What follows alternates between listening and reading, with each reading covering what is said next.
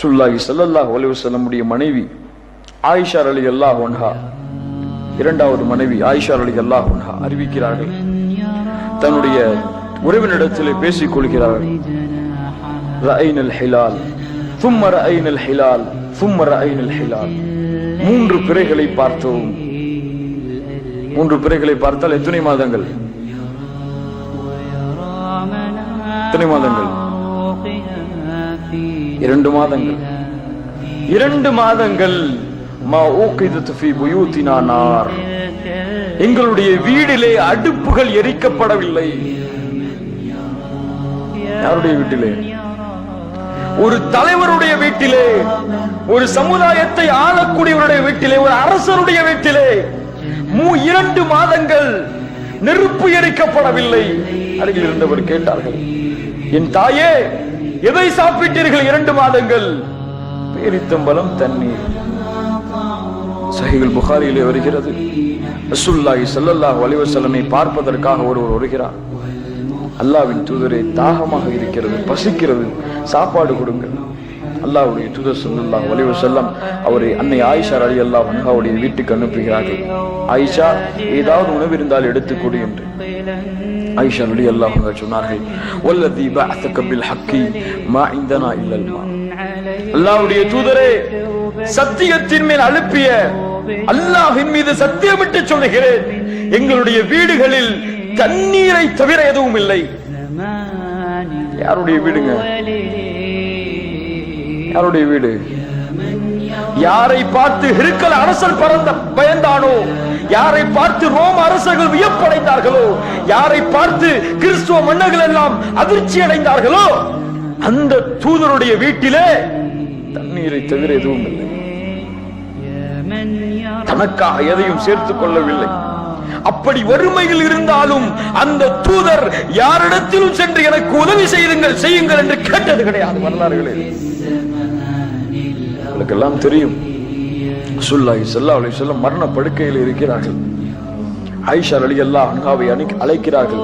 ஆயிஷா, நம்முடைய வீட்டில் ஏதாவது சொத்து இருக்கிறதா? ஆயிஷா ரலியல்லாஹு அன்ஹா சொன்னார்கள், யா ரசூலுல்லாஹ், 2 திர்ஹம் 3 திர்ஹம் அல்லது 4 தீனார்களை வைத்திருக்கிறேன். ரசூலுல்லாஹி ஸல்லல்லாஹு அலைஹி வஸல்லம் சொன்னார்கள், ஆயிஷா, அந்த செல்வத்தை மக்களுக்கு நீ கொடுத்து விடு என்று கூறுகிறார்கள். மயக்கமடைந்து விட்டார்கள். ஆயிஷா ரலியல்லாஹு அன்ஹா நினைக்கிறார்கள், இதையும் கொடுத்து விட்டால் ரசூலுல்லாஹ் சென்றதற்கு பிறகு நம்ம இடத்திலே செல்வம் இல்லாமல் நாம் கஷ்டப்படுவோமே என்று மறைத்துக் கொள்கிறார்கள். ரசூலுல்லாஹி ஸல்லல்லாஹு அலைஹி வஸல்லம் மறுபடியும் வெளிப்படுகிறார்கள். கேட்கிறார்கள், ஆயிஷா, அந்த செல்வத்தை வைத்து நீ என்ன செய்கிறாய்? அல்லாஹ்வுடைய தூதரே, நீங்கள் சென்றதற்கு பிறகு ஏதாவது கஷ்டம் வந்தால் அந்த கஷ்டத்தை தீர்ப்பதற்காக நான் இந்த 5 தீனார்களை வைத்திருக்கிறேன்.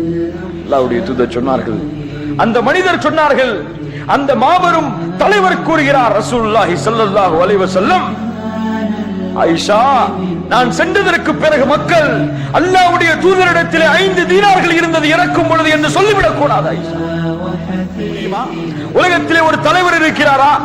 இரவிலே 5-6 மணி நேரங்கள் தொழுகை, காலையிலே சென்று படைகளை அனுப்பி வைத்தல், காலையிலே சென்று விடுதலை செய்தல், காலையிலே சென்று கல்வியை கற்றுக் கொடுத்தல், காலையிலே சென்று ஒழுக்கத்தை கற்றுக் கொடுத்தல், காலையிலே சென்று வீட்டு வேலைகளை பார்த்தல், மாலையிலே வீடுகளிலே வந்து மனைவிகளை கவனித்தல், இப்படி முழு வாழ்க்கையும் ஒரு தவறு இல்லாமல் வாழ்ந்த மனிதர் இருக்கிறாரா பூமியிலே?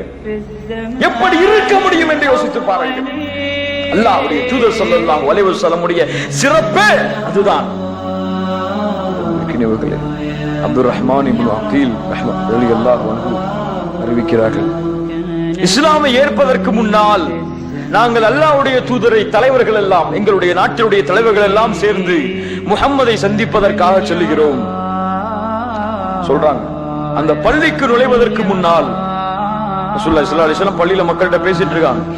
அந்த பள்ளிக்கு நுழைவதற்கு முன்னால் அல்லாஹ்வின் மீது சத்தியமிட்டு சொல்லுகிறோம், எங்களுக்கு உலகத்திலே ஒருவர் வெறுப்பானவராக இருந்தால் அந்த பள்ளியிலே உட்கார்ந்து இருக்கக்கூடிய முஹம்மது தான் என்று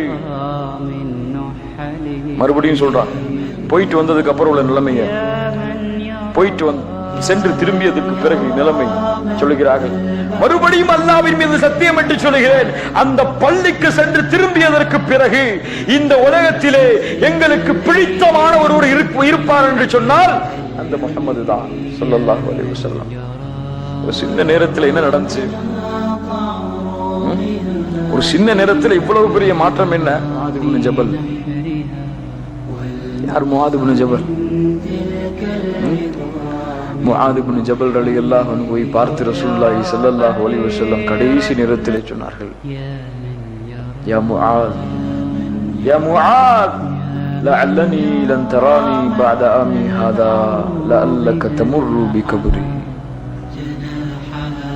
முஆதே, அடுத்த வருடம், அடுத்த ஆண்டு இந்த இடத்திலே, இந்த நேரத்திலே நீ என்னை பார்க்க மாட்டாய். லஅல்லக தமுர்ரு பிகப்ரி, என்னுடைய கபரை நீ கடந்து செல்லுவாய். மக்கள் சொர்க்கத்திற்குள் போறது எடுக்காம சிபாரிசு எடுத்தாங்க. யாராவது சொல்லுங்க பாப்போம். பாதி மனிதர்கள்லாம் முடிஞ்சு போச்சு, பிக்ஸ்டு. அதுக்கப்புறம் அல்லாஹ்ட்ட போய் பேச முடியாது. ஷஃபா என்று சொன்னால் எத்துணை மனிதர்களை வேண்டுமானாலும் அல்லாஹ்விடத்திலே அழுதவராக, படிந்தவராக, அல்லாஹ்விடத்திலே கேட்டுக்கொண்டே செலுத்தி விடலாம் சொர்க்கத்திற்கு. தெரியுமா உங்களுக்கு? ஸல்லல்லாஹு அலைஹி வஸல்லம் சிபாரிசு உலகத்தில் மட்டும்தான் அல்லாஹ்வுடைய தூதர் இந்த சமூகத்தின் மீது அன்பு வைத்திருந்தார்களா? நாளை மறுமையிலே நீங்களும் நானும் வருவோம் இன்ஷா அல்லாஹ். அந்த நாளிலே மக்கள் எல்லாம் ஓடுவார்கள். யௌம யஃபிருல் மர்உ மின் அஹீஹி வ உம்மிஹி வ அபீஹி வ ஸாஹிபத்திஹி வ பனீஹி லிக்குல்லி இம்ரிஇன் மின்ஹும் யௌமஇதின் ஷஅனு யுக்னி. காட்சி, சகோதரன், தந்தை, தாய் என பிரிந்து பிரிந்து ஓடுவார்கள். மக்கள் எல்லாம் ஆதமிடத்திலே செல்லுவார்கள் அலைஹிஸ்ஸலாத்து வஸ்ஸலாம். ஆதம் மறுத்து விடுவார். நூஹ் இடத்திலே சொல்லுவார்கள், நூஹ் மறுத்து விடுவார். இப்ராஹிம் இடத்திலே சொல்லுவார்கள், இப்ராஹிம் அலைஹிஸ்ஸலாம் மறுத்து விடுவார்கள். மூசா இடத்திலே, ஈசா இடத்திலே அலைஹிஸ்ஸலாத்து வஸ்ஸலாம் மறுத்து விடுவார்கள். கடைசியாக அல்லாஹ்வுடைய தூதர் அழைப்பார்கள், மக்களை எங்கே ஓடுகிறீர்கள்? நான் இருக்கிறேன் இங்கே உங்களுக்காக. விரைந்து ஓடி அல்லாஹ்வுடைய அரிசிக்கிலே சஜ்தாவிலே விழுந்து விடுவார்கள். அழுது கொண்டே நபி முஹம்மதே, தலையை உயர்த்துவீராக. போதும் உன்னுடைய அழுகை, நீ கேள், நான் கொடுக்கிறேன். நீ சிபாரிசு செய், உன் சிபாரிசு ஏற்றுக்கொள்ளப்படும். ஸல்லல்லாஹு அலைஹி வஸல்லம் சொன்னார்கள், இந்த உம்மத்திலே கடைசி மனிதர் சொர்க்கத்திற்குள் செல்லாத வரை அல்லாஹ்விடத்தில் நான் திருப்தி அடைய மாட்டேன் என்று.